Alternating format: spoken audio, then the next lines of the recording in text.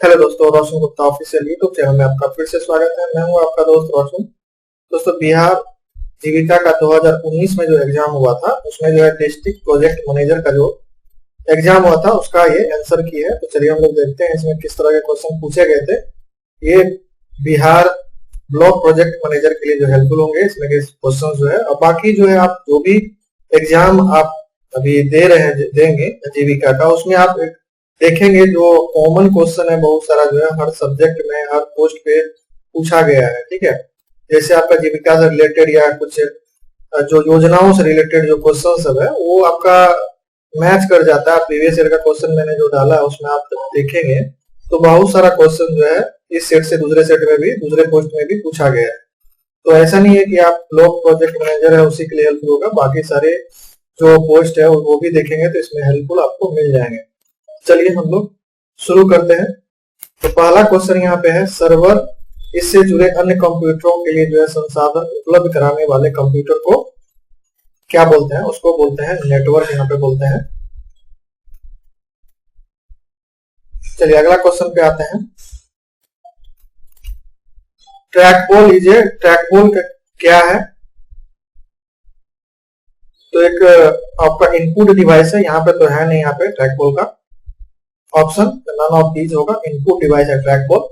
Mouse आप देखोगे mouse के ऊपर में ही गोल जैसा रहता है, उसको आप स्क्रॉल करेंगे तो आपका पॉइंटर जो है मूव करता है, तो माउस के जैसा ही सिमिलर होता है, माउस उसको नहीं बोल सकते हैं। चलिए अगला क्वेश्चन आते हैं। एमएस पावर पॉइंट जो है 2007 में मौजूदा चार्ट डाटा को बदलने के लिए डैश पर जाना चाहिए, तो उसको जाने के लिए हम लोग चार्ट टूल पे जाते हैं। ऑप्शन नंबर 4 इसका सही आंसर होगा। चलिए अगला क्वेश्चन पे आते हैं। ऑटो करेक्ट को निम्नलिखित में से जो है इसे सही करने के लिए बनाया गया है। तो वर्ड का स्पेलिंग यदि आप गलत टाइप करते हैं तो ऑटो करेक्ट होकर वो सही हो जाता है। मिसस्पेल्ड वर्ड इसका सही आंसर होगा। ऑप्शन नंबर 1 इसका सही आंसर है। अगला क्वेश्चन आते हैं। यहाँ परम जो है उदाहरण है किस चीज का? तो परम जो है सुपर कंप्यूटर का जो भारत में जो है बनता जो है सुपर कंप्यूटर, उसका परम सीरीज में ही आपका शुरू होता है, तो यहाँ पे होगा option number 2 series of super computers. चलिए अगला क्वेश्चन पे हम लोग आते हैं। इनमें से जो है 11 से पूरी तरह भाज्य संख्या कौन सा होगा? तो इसका सिंपल सा एक सोल्यूशन है। इसमें जो ओड नंबर है उसको हम लोग जोड़ते हैं, ओड इवन को अलग अलग करके हम लोग जोड़ेंगे यहाँ से। जैसे कि 4 को जोड़ेंगे, फिर 6 को जोड़ेंगे, एक अंक छोड़ के, उसके बाद यहाँ पे 1 को जोड़ देंगे। ठीक है, उसके बाद फिर 2 को जोड़ेंगे, 6 को जोड़ेंगे, 3 को जोड़ेंगे, और दोनों का जोड़ को यदि हम माइनस करेंगे तो 0 आ जाएगा। तो यहाँ पे आपका 11 से डिवाइड यहाँ पे हो जाएगा। ठीक है, टोटल का जो जोड़ भी 11 होना चाहिए आपका, आप डिवाइड करने पे भी आपका 11 होना चाहिए, मतलब 0 होना चाहिए। तो यहाँ पे आप जोड़ेंगे तो यहाँ पे 4 + 6 + 1 11 हो गया। फिर आप 2 + 6 + 3 11 हो गया। दोनों का यदि हम माइनस करेंगे तो ये हो जाएगा आपका 0। तो ये जो है फर्स्ट ऑप्शन ही हम लोग का सही हो जाता है, जो पूरी तरह जो है जो भाज है डिवाइडेड है, तो ये 1 नंबर होगा। बाकी आप इस तरह से करेंगे तो ये 0 नहीं आएगा, और जोड़ जो भी होगा वो 11 भी नहीं आएगा। ठीक है, तो पहला ऑप्शन ही हम लोग का सही हो गया यहाँ पे। अगला क्वेश्चन पे आते हैं। यहाँ पे अगला क्वेश्चन है, सांकेतिक भाषा में जो है चाइल्ड को इस तरह से लिखा जाता है, तो उसी भाषा में बेब को हम लोग क्या लिखेंगे? तो इसमें से सॉल्यूशन आपको निकालना पड़ेगा। पहले इसको आपको ये जो कोड दिया है इसको पहले हम लोग को पहले देखना पड़ेगा किस लॉजिक के अनुसार ये आया है, तो उसी हिसाब से हमको ये करना पड़ेगा। यहाँ पे जो पहले तो आप जब भी एग्जाम देंगे तो ABCD आप पहले प्रॉपर लिख लेंगे, उस पर जो है काउंट आप दे देंगे। जैसे A का 1 हो गया, B का 2 हो गया, C का 3 हो गया, कितना नंबर पे ये आपका लेटर आ रहा है, उस हिसाब से हम लोग यहाँ पे लिख देंगे। पहले भी आप एग्जाम होने से पहले जो सादा पेपर दिया जाता है उसमें इस तरह से आप लिख लेंगे तो आपका क्या होगा, टाइम यहाँ पे बचेगा। तो यहाँ पे जैसे आप कोड करेंगे इसका, तो C का जो हो जाएगा ये 3 नंबर पे हो गया। उसके बाद H पे आएंगे तो ये 8 नंबर पे हो गया। उसके बाद I पे जाएंगे तो ये आपका 9 नंबर पे आता है। ठीक है, और यहाँ पे जब हम इसको देखते हैं आई को, आई कितना पे आ रहा है, 9 पे आ रहा है। उसके बाद हम लोग एम पे जाते हैं, एम जो आ रहा है आपका 13 पे आ रहा है। और इसी तरह से हम नीचे ओ पे जाते हैं, ओ आता है हम लोग का 15 पे। यहाँ पे एक लॉजिक यहाँ पे देख सकते हैं, 6 जोड़ देंगे तो ये 9 पे हो जा रहा है, इसमें हम लोग 5 जोड़ देंगे तो ये आपका 13 हो जा रहा है। और यहाँ पे फिर हम 6 जोड़ देंगे तो ये 15 पे आ जाए।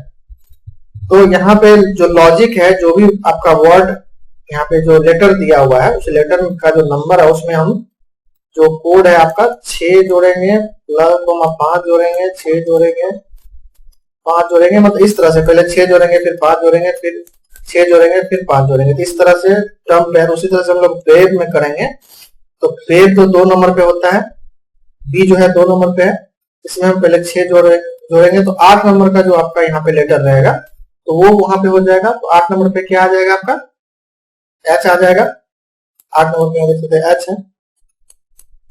तो उसी तरह से यहाँ पे जो आंसर जो आपका आएगा ये आ जाएगा ऑप्शन नंबर 4। आप सॉल्व करेंगे तो ये आपका आंसर आ जाएगा। ठीक है, चलिए अगला क्वेश्चन पे हम लोग आते हैं। अंशु जो है एक पंक्ति में खड़ा है, उसका दाईं ओर से 31वां स्थान है, और यदि हम पंक्ति में बाईं ओर से 5 व्यक्ति को जोड़ते हैं तो अंशु का जो है बाईं ओर से 25वां स्थान होगा। तो लड़कों को जोड़ने से पहले और उसके बाद जो है व्यक्तियों की कुल संख्या ज्ञात कीजिए। आप लोगों को पता होगा यदि हम लोग को टोटल जो है संख्या निकालना रहता है कि दाएं और बाएं का यदि दिया हुआ रहता है, तो यहाँ पे जो है, यहाँ पे तो आपका दिया हुआ है कि 5 अलग से जोड़ा गया तब 25वां स्थान है। अब वैसे फॉर्मूला क्या है, तो यदि हम 31 दायां से हो गया और 25वां स्थान जो है बायां से लेके और उसके बाद -1 कर देंगे तो हमको टोटल संख्या ज्ञात हो जाएगा। तो यहाँ पे जो है अंशु का जो है बायां से 25वां स्थान है, मतलब 5 जोड़ने के बाद, तो यहाँ 20वां स्थान ही होगा, इसका 5 घटाना पड़ेगा क्योंकि 5 जोड़ने के बाद ही 25वां स्थान होता है। तो वैसे उसका बायां से जो है 25वां स्थान है, तो यहाँ पे प्लस 25 हो जाएगा और उसमें -1 कर देंगे तो ये जो है टोटल आपका संख्या पता चल जाएगा कितना यहाँ पंक्ति में जो आदमी है, व्यक्ति जो है खड़ा है यहाँ पे। टोटल कितना हो जाएगा, 50 हो जाएगा, सॉरी 20 यहाँ पे होगा, तो टोटल कितना हो जाएगा 50 यहाँ पे हो जाएगा। और 5 व्यक्ति यहाँ पे जोड़ते हैं तो 50 बाद में था, पहले था, बाद में 5 जोड़ा गया तो 55 यहाँ पे हो जाएगा। 50 और 55 इसका आंसर होगा। ठीक है, ऑप्शन नंबर 2 इसका सही आंसर होगा। चलिए अगला क्वेश्चन पे हम लोग आते हैं। 3, 10, 29, 66, 127, 218 और यहाँ पे 2 दिया गया, आगे 2 और क्या होगा, तो ये हम लोग को पहले सॉल्व करना होगा। तो ये जो टर्म है ये किस तरह से दिया गया, तो ये दिया गया है n⁻³ + 2, ये टर्म पे ये बना हुआ है। यहाँ पे जैसे हम 1⁻³ + 2 करेंगे तो कितना हो जाएगा, 3 हो जाएगा। उसी तरह से हम 10 दूसरा नंबर पे हम लोग जाते हैं तो 2⁻³ प्लस यहाँ पे 2 करेंगे, 2 दूना 4, 4 दूना 8, 8 2 10।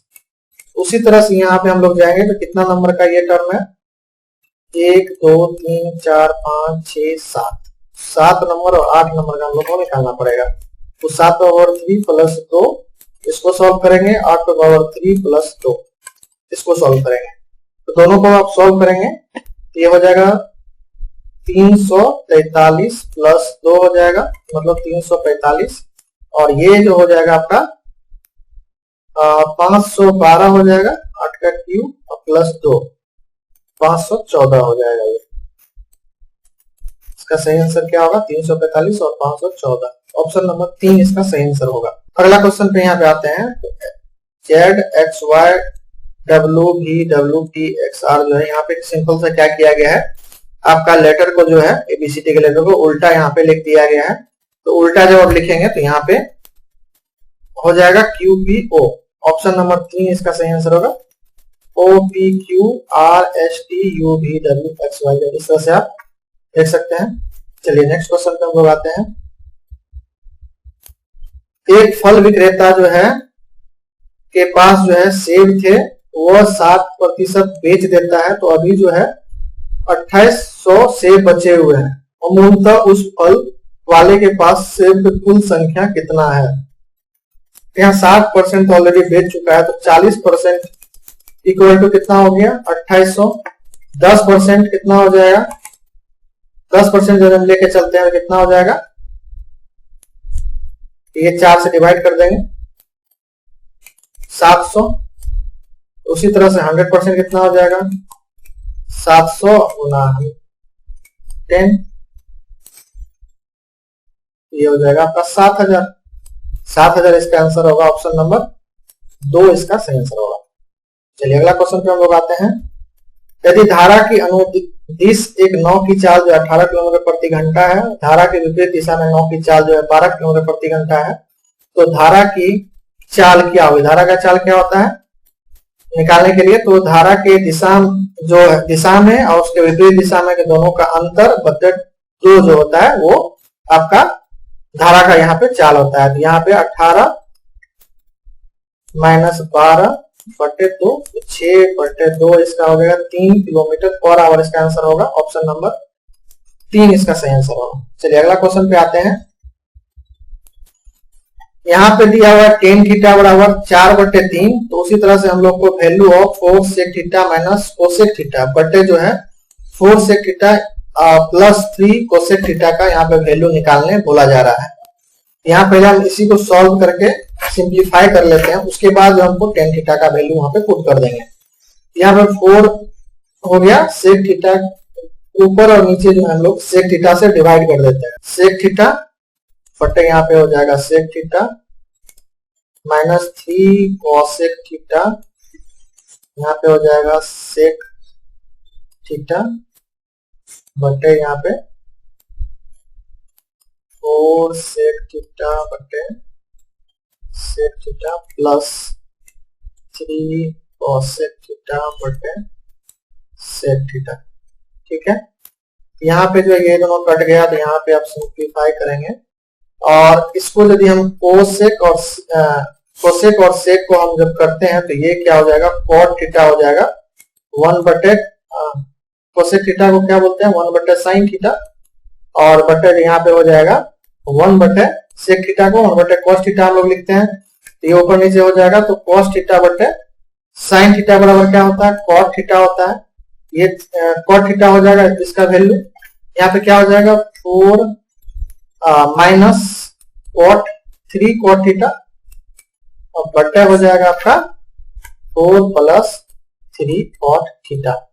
यहाँ पे टेन थीटा का उल्टा ही कॉट थीटा होता है, यहाँ पे वैल्यू आप पुट कर दीजिएगा यहाँ पे, तो 4 माइनस हो जाएगा 3, 4 बटे 3 टेन थीटा का वैल्यू है, तो कॉट थीटा का वैल्यू कितना हो जाएगा 3 बटे 4, और यहाँ पे हो जाएगा 4 प्लस 3 बटे 4।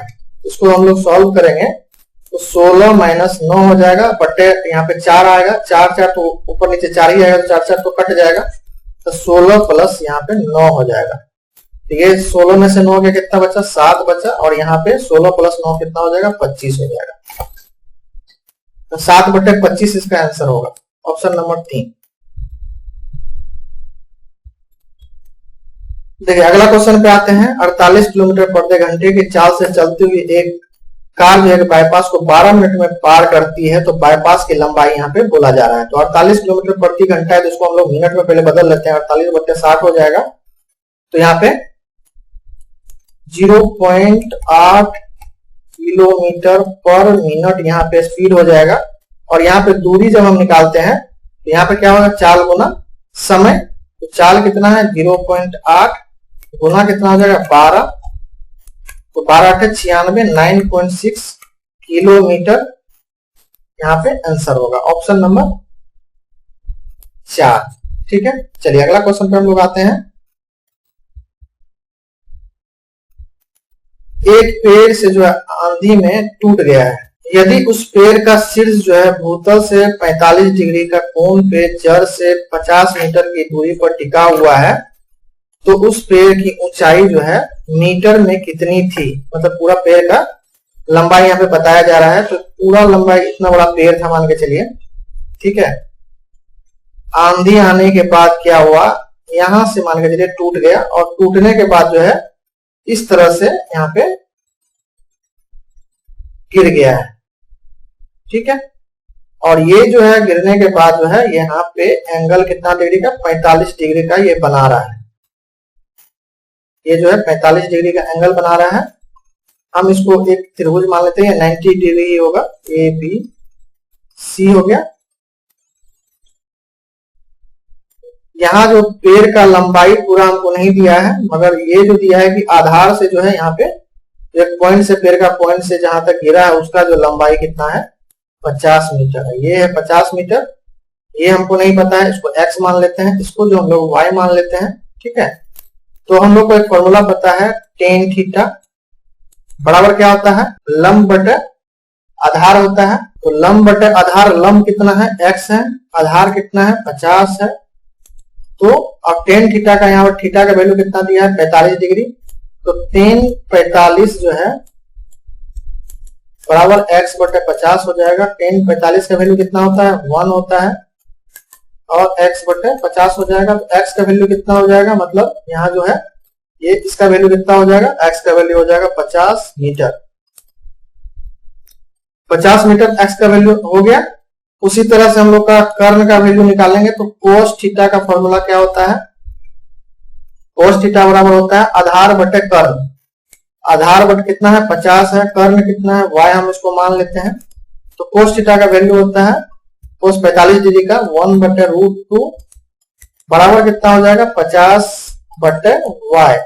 तो y का वैल्यू कितना हो जाएगा 50√2 आपका निकल गया y का वैल्यू।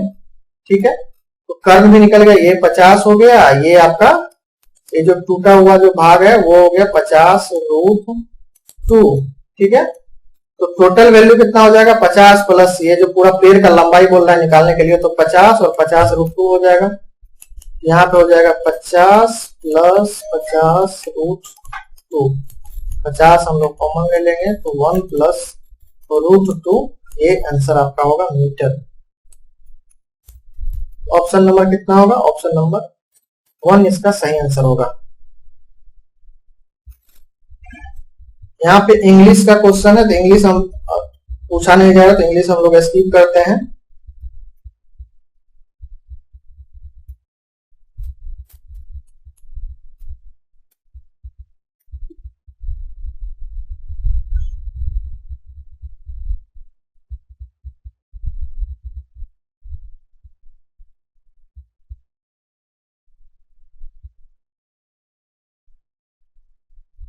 बहुत लंबा लंबा पैसेज दिया हुआ था पहले 2019 में जो एग्जाम हुआ था।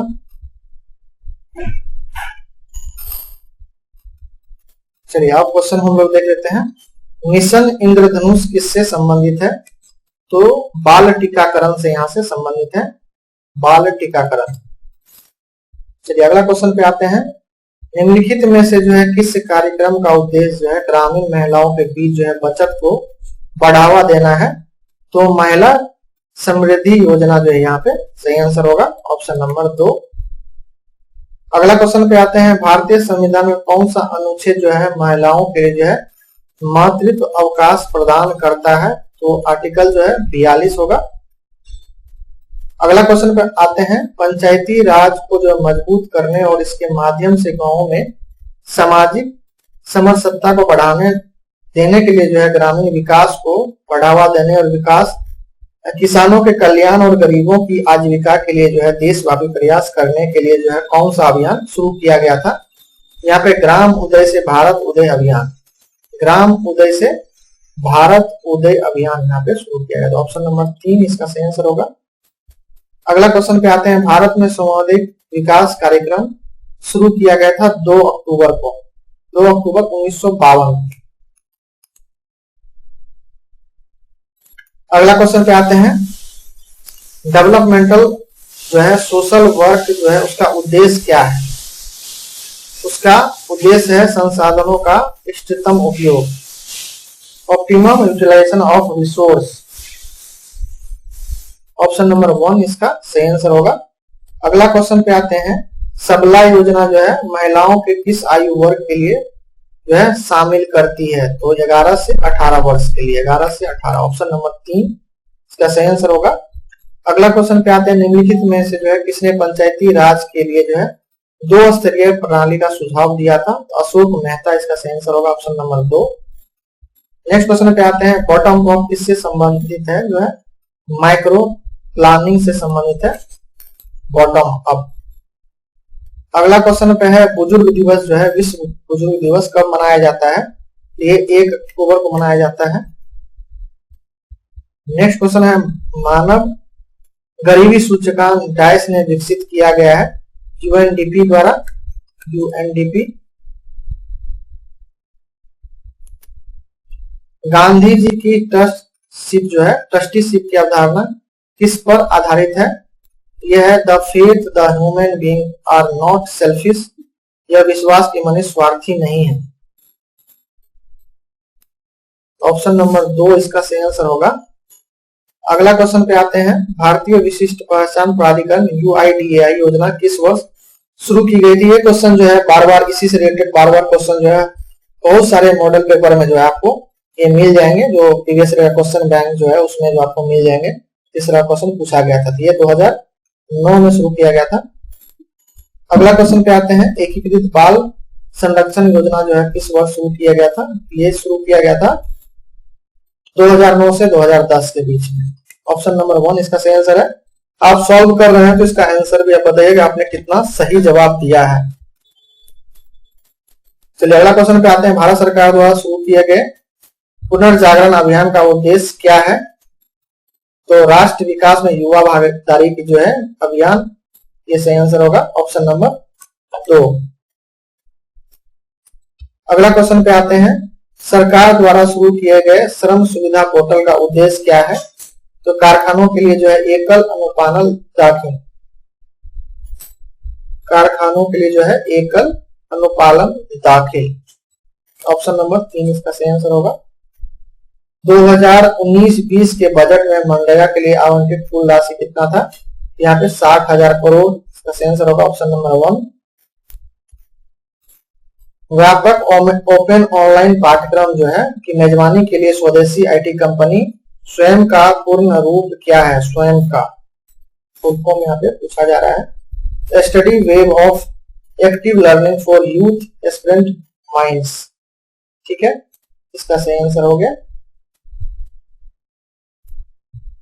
Option number 2। अगला क्वेश्चन पे आते हैं, भारत में शैक्षणिक संस्थानों में कितने प्रतिशत सीटें जो है अनुसूचित जाति के लिए जो है आरक्षित है? तो वो है 15%। ऑप्शन नंबर 2 इसका सही आंसर होगा।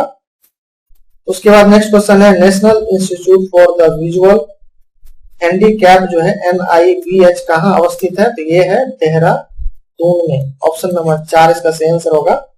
नेक्स्ट क्वेश्चन है, राष्ट्रीय सामाजिक रक्षा संस्थान किस मंत्रालय का अधीन काम करता है? ये करता है ministry of social justice and empowerment, government of India. Option number 3 इसका सही आंसर होगा। अगला क्वेश्चन पे आते हैं, राष्ट्रीय बाल नीति की शुरुआत जो है किस वर्ष की गई थी? तो अगस्त 1974 को की गई थी। ऑप्शन नंबर 4 इसका सही आंसर होगा। अगला क्वेश्चन आते हैं, रॉथ पेन द्वारा जो है प्रस्तावित सामुदायिक संगठन का मॉडल क्या है? तो लोकेलिटी डेवलपमेंट, स्थानीय विकास, यहाँ पे सही आंसर होगा ऑप्शन नंबर 3। नेक्स्ट क्वेश्चन पे आते हैं, स्टार्टअप इंडिया यात्रा का उद्देश्य क्या है?